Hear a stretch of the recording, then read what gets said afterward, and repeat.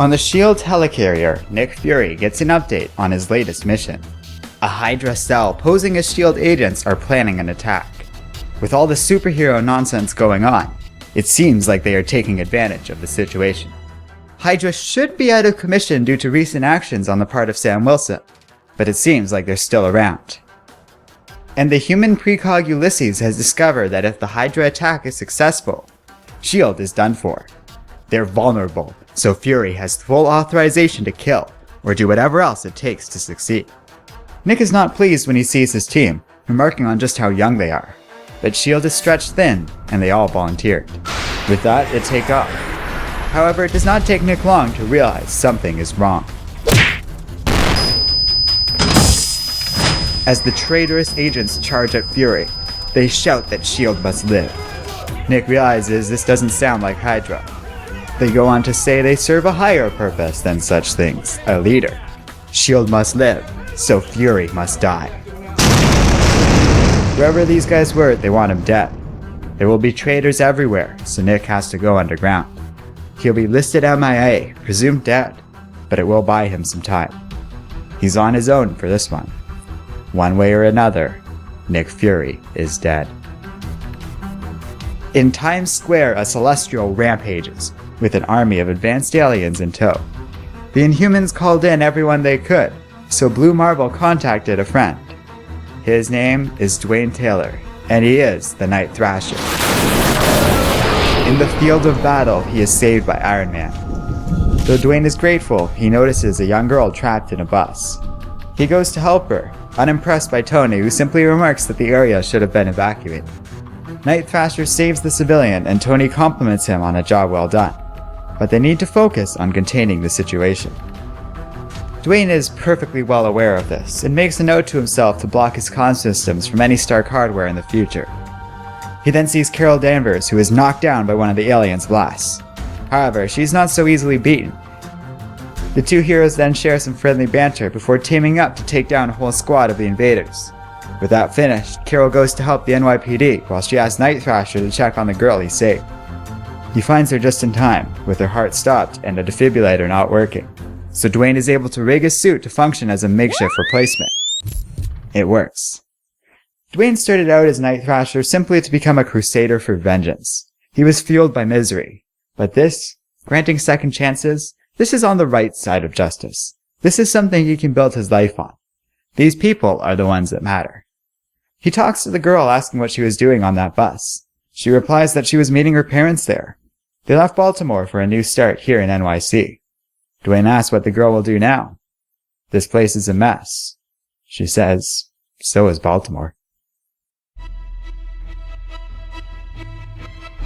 In the aftermath of the Celestial attack, the heroes get ready to help out on cleanup. But these guys just saved the city.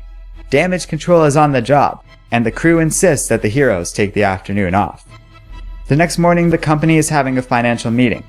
They're having trouble restructuring themselves. They're almost broke, and the employees just aren't happy with their latest ad campaign or their public image. Damage Control is having a hard time finding a good spokesperson or motto for them to live up to. And even after their third pro bono cleanup in as many months, they are still being accused of war profiteering. However, all these concerns will have to wait. There's trouble at the worksite.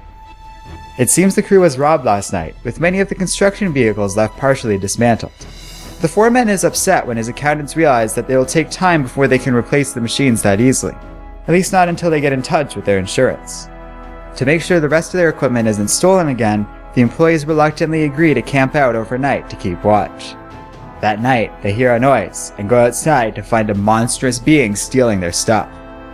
It introduces itself as Trull the Unhuman, and orders his mighty vehicles to— they're going the wrong way, hang on. There we go. Trull continues his speech, but looking over him, the foreman decides the best thing to do will be to talk. Indeed, the strange being turns out to be quite cooperative. Both agree they're not really looking for a fight. They explain they need to do work here, and Trull, in turn, explains that he's just trying to start a family.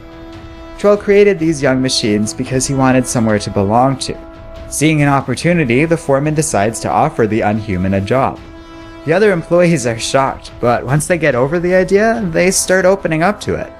They could pay Troll and his machines, and the work would go much easier with them. Troll readily accepts, but says his young creations will probably need to just observe at first. Until they're ready, it's best left to the professionals. One of the employees has a thought, and just like that, Damage Control has a new motto, and a pretty awesome spokesman.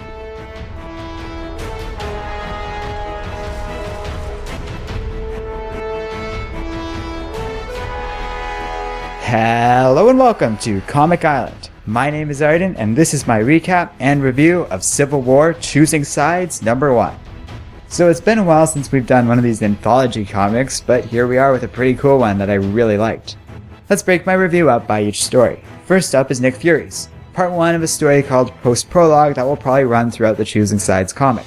Written and drawn by Declan Shalvey, I'd say this part of the comic offers the least, but that's because unlike the other two comics, this one doesn't really stand on its own. It was pretty good, but nothing special, just a little bit of setup for a pretty standard spy thriller. Still, I liked it, and it will be interesting to see who these rogue S.H.I.E.L.D. agents are working for. I'm not sure if this leader that they are referring to is the villain that goes by that name or another leader currently unknown.